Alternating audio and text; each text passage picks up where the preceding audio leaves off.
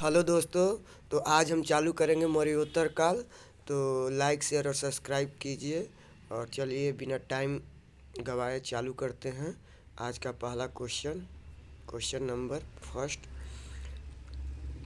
निम्नलिखित में से किस हिंद यौन शासक ने शीशे के सिक्के जारी किए थे? तो स्ट्रैबो द्वितीय।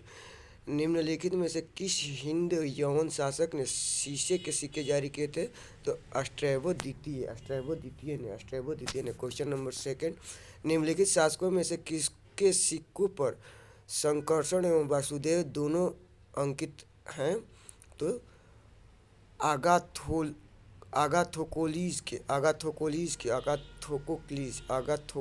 के सिक्कों पे वासुदेव और संकर्षण दोनों के चित्र अंकित हैं। निम्नलिखित में से कौन सा एक अन्य तीनों के सामरिक अन्न नहीं है? तो मिलिंद तीनों के सामरिक नहीं है। Question number 4। काव्य शैली का प्राचीनतम नमूना किसके अभिलेख से मिलता है? तो काठीवाड़ा के रुद्रदामन से। किस अभिलेख में रुद्रदामन प्रथम की विभिन्न उपलब्धियां वर्णित है? जूनागढ़ से। किस अभिलेख में रुद्रदामन प्रथम की विभिन्न उपलब्धियां वर्णित है? जूनागढ़ में। किस अभिलेख में रुद्रदामन प्रथम की विभिन्न उपलब्धियां वर्णित है? जूनागढ़ में। बिना बेगार के किसने सुदर्शन झील का जीर्णोद्धार कराया था? तो रुद्रदामन प्रथम ने। बिना बेगार के किसने सुदर्शन झील का जीर्णोद्धार कराया था? रुद्रदामन प्रथम ने। Question number 7। का कदर कादरमप क्षत्रपों ने निम्नलिखित में से किस धातु में अति दुर्लभ सिक्के प्रचलित किए थे? तो ताम्र में।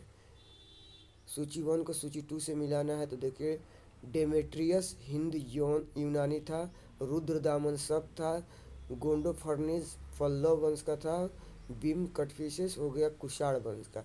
उत्तरी तथा उत्तरी पश्चिमी भारत में सर्वाधिक संख्या में तांबे के सिक्के किसने जारी किए थे?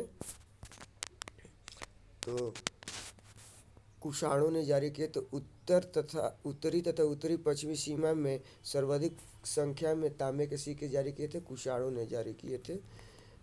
10 क्वेश्चन नंबर 10। प्राचीन भारत में निम्न में से किस एक ने नियमित रूप से सोने के सिक्के चलाए थे? कुषाण ने।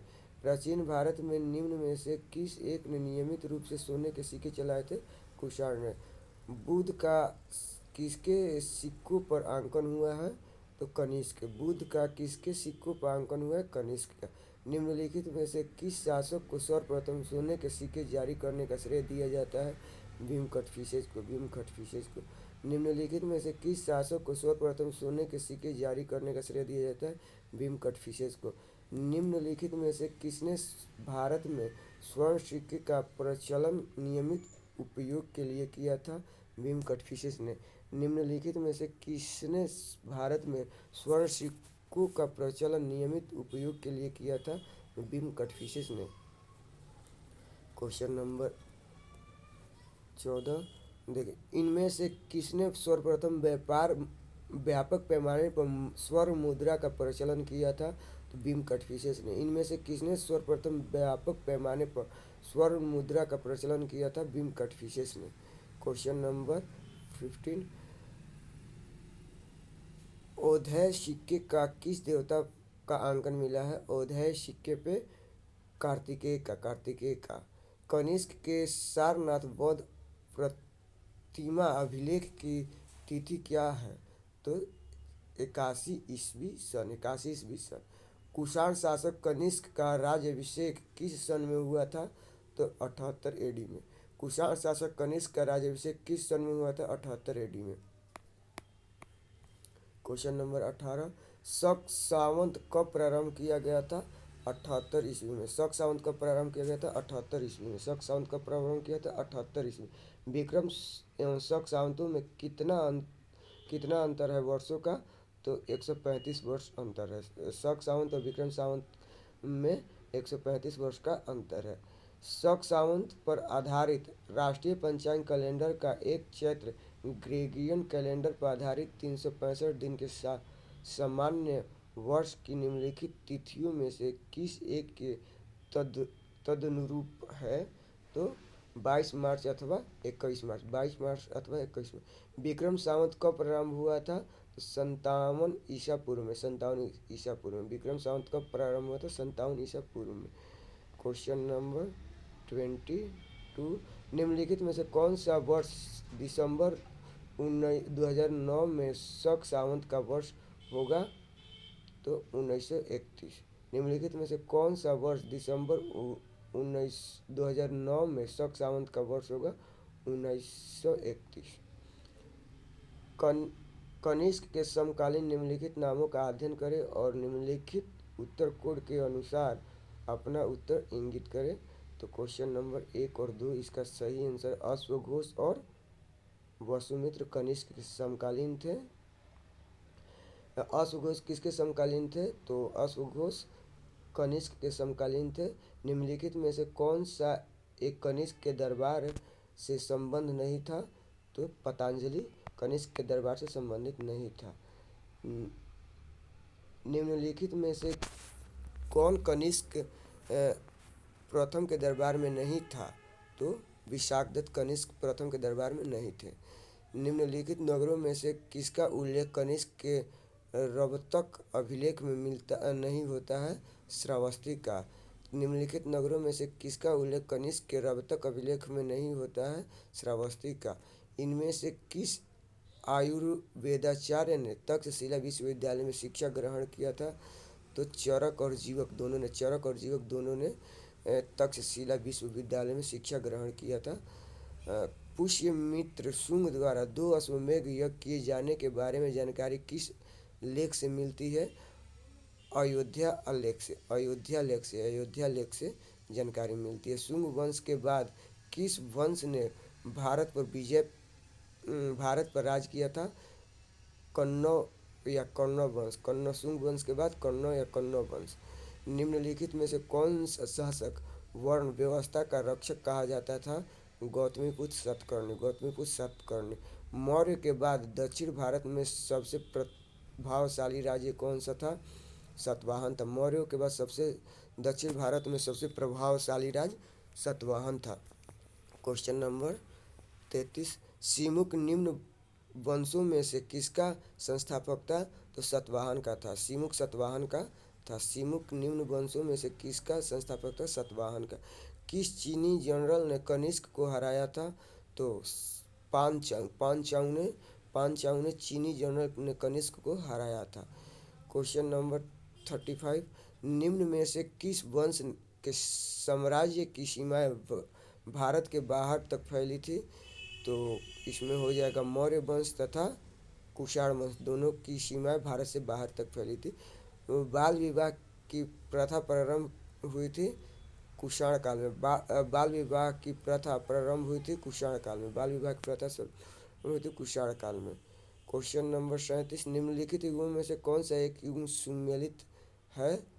तो कुषाण गंधार कला शैली से संबंधित है।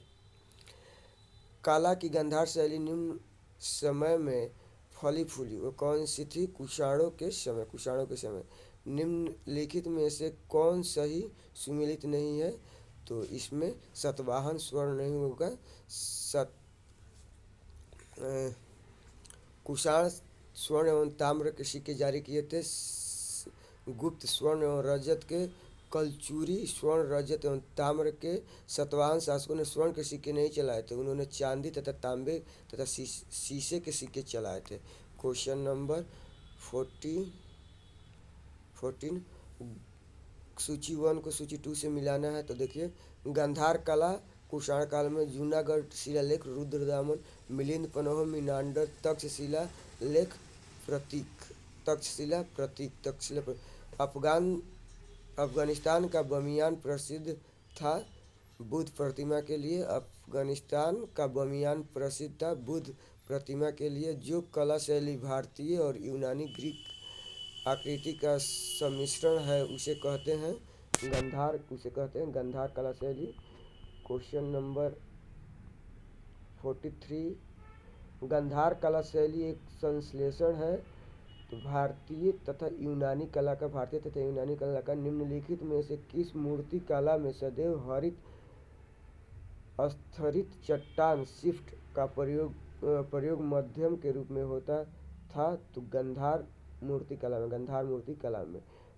प्राचीन काल के प्राचीन काल के भारत पर आक्रमणों के संबंध में निम्नलिखित में से कौन सा सही कालानुक्रम है? यूनानी शक कुषाण, यूनानी शक कुषाण। पहला ईरानी शासक जिसने भारत के कुछ भाग को अपने अधीन किया वह था डेरियस प्रथम। निम्न राजवंशों में सबसे पुराना राजवंश कौन था? सातवाहन था। निम्न राजवंशों में सबसे पुराना राजवंश कौन था? सातवाहन था। आंध्र सातवाहन राजाओं की सबसे लंबी सूची किस पुराण से मिलती है? मत्स्य पुराण से। आंध्र सातवाहन राजाओं की लंबी सूची किस पुराण से मिलती है? मत्स्य पुराण से। सातवाहनों की राजधानी अवस्थित थी? तो अमरावती। सातवाहनों की राजधानी अमरावती। निम्न में से कौन सा स्थान सातवाहनों की राजधानी था? प्रतिष्ठान। निम्न में से कौन सा स्थान सातवाहनों की राजधानी था? प्रतिष्ठान। क्वेश्चन नंबर 51, निम्नलिखित शासकों में से किसके लिए एका ब्राह्मण प्रयुक्त हुआ है? गौतमीपुत्र सातकर्णी के लिए। किसके लिए एका ब्राह्मण प्रयुक्त हुआ है? तो गौतमीपुत्र सातकर्णी के लिए। सूची 1 को सूची 2 से मिलाना है। शुंग पाटलिपुत्र, शुंग की राजधानी पाटलिपुत्र थी। सातवाहन का पैठन था। कदम्ब का बनवासी था। चंदेल का महोबा था। निम्नलिखित को कालानुक्रम व्यवस्थित कीजिए। सातवाहन, वाकाटक और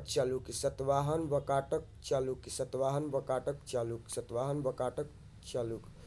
नीचे 2 वक्तव्य दिए गए हैं जिनमें एक को अभिकथन एवं दूसरे को कारण आर कहा गया है। अभिकथन, सातवाहन काल में संस्कृत के साथ प्राकृतिक एवं अन्य लेख भाषाओं का विकास हुआ। सातवाहन राजाओं ने साहित्य रचना के लिए संस्कृत तथा अन्य लोक भाषाओं को अपनाया। तो ए तथा आर दोनों सही है। आर ए का सही स्पष्टीकरण आर है। सातवाहन शासकों के संदर्भ में निम्नलिखित कथनों पर विचार करें। कौन सा कथन सत्य है? सातवाहन नरेश प्राकृत भाषा के पोषक थे। सातवाहन काल में कला के लोक पक्ष को अधिक प्रोत्साहन मिला। ए और दोनों सही है। एक और दो दोनों सही है। क्वेश्चन नंबर 56, निम्नलिखित में से कौन सा युग्म सही सुमेलित नहीं है? तो भीतरी पुलकेशिन द्वितीय का नहीं है। नासिक गौतमीपुत्र सातकर्णी अभिलेख गौतमीपुत्र सातकर्णी, हाथी गुफा, खारवेल, गिरनार रुद्रदामन प्रथम। निम्नलिखित में से किस वंश के शासकों को पुराणों में श्री पर्वतीय कहा गया है? इक्ष्वाकु को कहा गया। निम्नलिखित कथनों पर विचार कीजिए। कथन ए, कुषाण फारस की खाड़ी और लाल सागर से होकर व्यापार करते थे।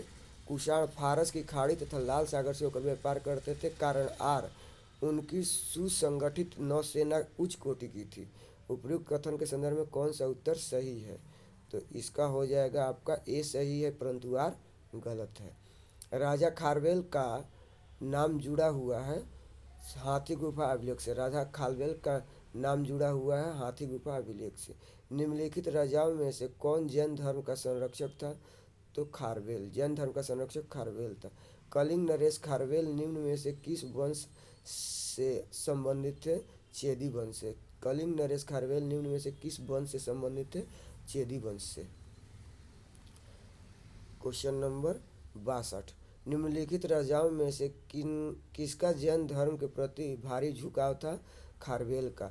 कलिंग नरेश खारवेल का संबंध था उपयुक्त में से किसी? कलिंग के चेदी राजवंश का संस्थापक महामेघवाहन नामक व्यक्ति था।